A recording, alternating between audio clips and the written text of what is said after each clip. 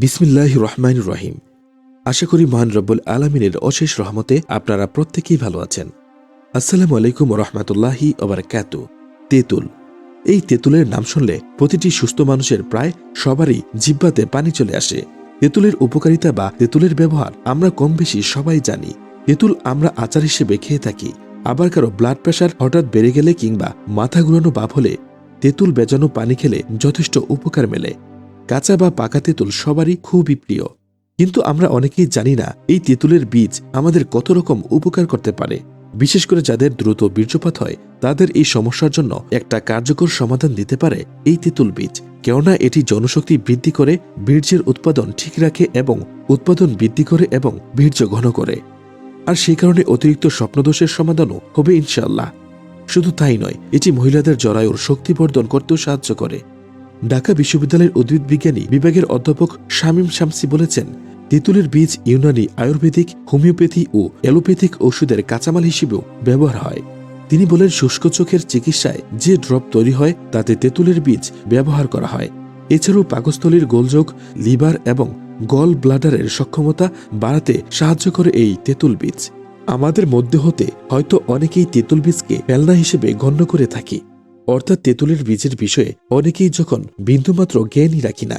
সেক্ষেত্রে যখন আপনারা শুনবেন লাখ লাখ টন তেঁতুলের বীজ অন্যান্য দেশ থেকে আমাদের দেশে আমদানি করা হয়, তখন নিশ্চয়ই আপনাদের চোখ কপালে উঠে যাবে। কারণ তেঁতুলের বীজ দেশীয় উৎপাদনে বাজারের চাহিদা মেটানো যাচ্ছে না বলেই বিদেশ থেকে এসব আমদানি হচ্ছে। সম্প্রতি 12 থেকে 90 টন তেঁতুলের বীজ দেশে আমদানি করা হয়েছে। তেঁতুলের বীজ আমদানি করার কথা সচরাচর শোনা যায় না। আর এটি যে একবারে ফেলনা নয় তা বোঝা যাচ্ছে দাম জেনে। আপনারা জানলে অবাক হবেন, প্রতি টন তেঁতুলের বীজ $200 মূল্যে আমদানি করা হয়েছে।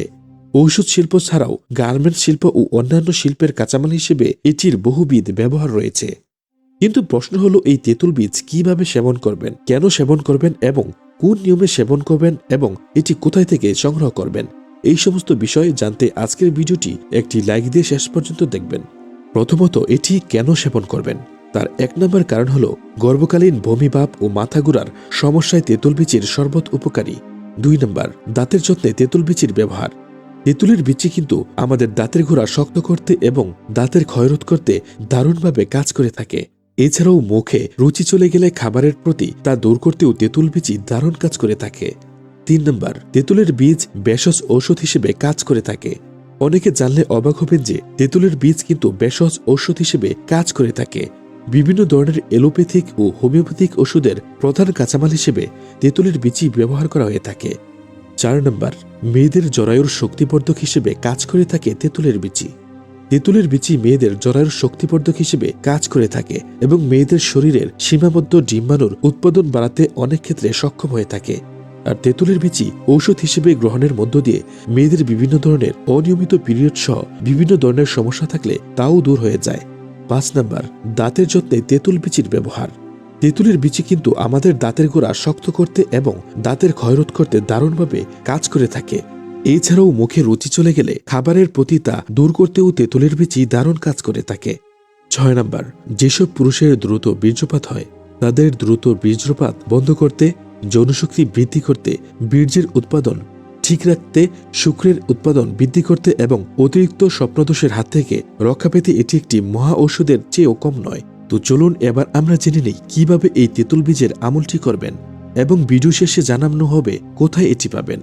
এর জন্য পদ্ধতি হলো, রাতে হাফ গ্লাস পানিতে 2 থেকে 3 চা চামচ তেঁতুল বীজের গুঁড়ো পানিতে ভিজিয়ে রেখে দিবেন। তারপর সকালে সেই ভেজানো পানিগুলো একটি চা ছাঁকুনি দ্বারা পানিগুলো ছেঁকে আলাদা করে ফেলবেন এবং সেই পানিগুলোর সাথে 2 চা চামচ মধু মিশিয়ে তারপর হালকা গরম পানি মিক্সড করবেন, অর্থাৎ যেন সেই পানিগুলো কুসুম গরম থাকে। তারপর তাতে বিসমিল্লাহ সহ সূরা ফাতিহা 7 বার পরে ফুঁক দিবেন এবং অতঃপর কমপক্ষে 3 নিঃশ্বাসে পানিগুলো খেয়ে নেবেন এবং এরূপ করে সকালে খালি পেটে খাবেন। অতঃপর সকালে আবার 2 থেকে 3 চা চামচ ভিজিয়ে রাখবেন। তারপর সেগুলো রাতে যথারীতি ছাঁকুনি দিয়ে ছেঁকে পানিগুলো আলাদা করে নেবেন এবং তাতে 2 চা চামচ মধু ও 1 চিমটি কালো জিরা এবং 1 কাপ গরম দুধ মেশাবেন।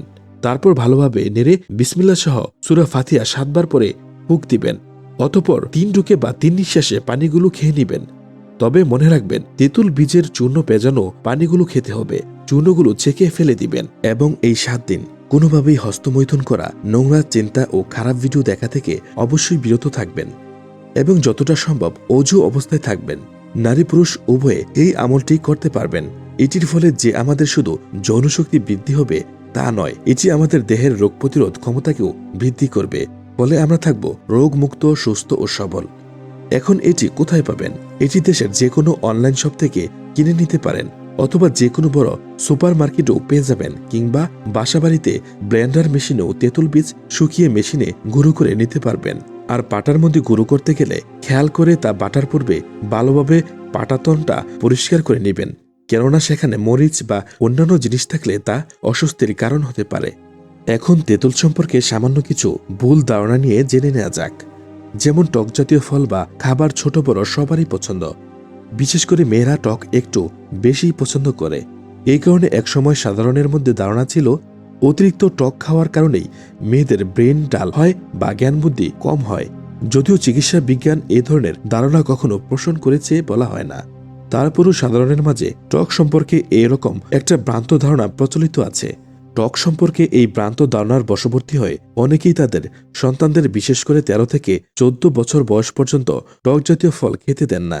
তাদের ধারণা টক খেলে ব্রেন বা মস্তিষ্কের বৃদ্ধি ঘটবে না বা বুদ্ধি কম হবে। টক জাতীয় ফল যেমন আমরা আমলকি, তেঁতুল, চালতা, লেবু, জলপাই ইত্যাদি এবং যেসব খাবারে এসব ফল বাড়তি স্বাদের জন্য দেয়া হয়, সেই খাবার খেলেও ব্রেন ডাল হবে বা বুদ্ধি কম হবে, এরকম ধারণাকে মিথ্যা প্রমাণ করে আজকালের মেয়েরা বিভিন্ন ক্ষেত্রে জ্ঞান ও বুদ্ধির প্রতিযোগিতায় সাফল্য রেখে যাচ্ছে।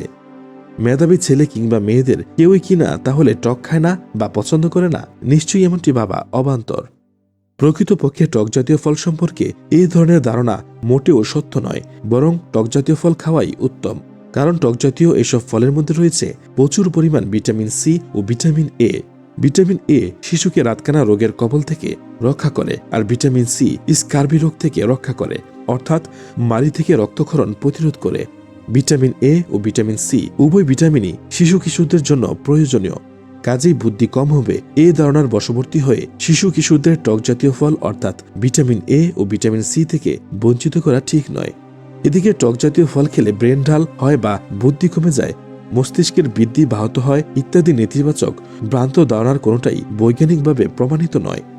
টক খেলে বুদ্ধি কমে যাবে এরকম ধারণার কোনো ভিত্তি নেই, বরং টক জাতীয় ফলে শিশুদের ভিটামিন এ ও সি সহ অন্যান্য ভিটামিন, খনিজ পদার্থ ও পুষ্টি উপাদানের চাহিদা পূরণ হয়। এই কথাটিকেই বারবার স্মরণ রাখা উচিত। শিশুদের বুদ্ধি কম হওয়া বা মস্তিষ্কের স্বাভাবিক বুদ্ধি ব্যাহত করার জন্য দায়ী হচ্ছে অপুষ্টি ও আয়োডিনের অভাব সহ অনেক কারণ। কাজেই শিশুর মস্তিষ্কের বিকাশের জন্য সুষম খাবার গ্রহণ ও আয়োডিনযুক্ত লবণের ব্যবহার নিশ্চিত করতে হবে। পাশাপাশি শিশুকে পছন্দমতো টক জাতীয় ফল খেতে দিলে শিশুর প্রয়োজনীয় ভিটামিনের চাহিদা পূরণ হবে। এ থেকে মস্তিষ্কের ক্ষতি হওয়ার প্রশ্নই আসে না। সুতরাং টক জাতীয় ফলের প্রতি বিরূপ মনোভাব ত্যাগ করলে অন্তত ভিটামিনের অভাবজনিত সমস্যা থেকে কিছুটা হলেও রেহাই পাওয়া যাবে। তবে এটাও ঠিক, যে কোনো কিছু অতিরিক্ত খাওয়া ভালো নয়, আর পরিমিত সবকিছুই মঙ্গলজনক। আল্লাহ যেন আমাদের সবাইকে বোঝার তৌফিক দান করেন। আমিন।